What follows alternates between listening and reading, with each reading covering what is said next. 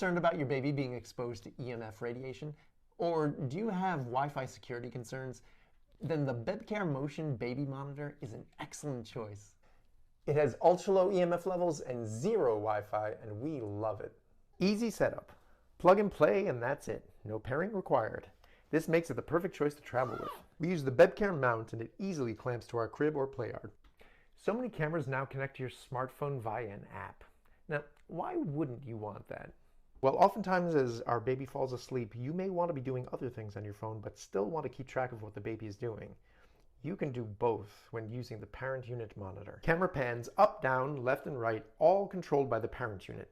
We can even see the room temperature on the parent unit.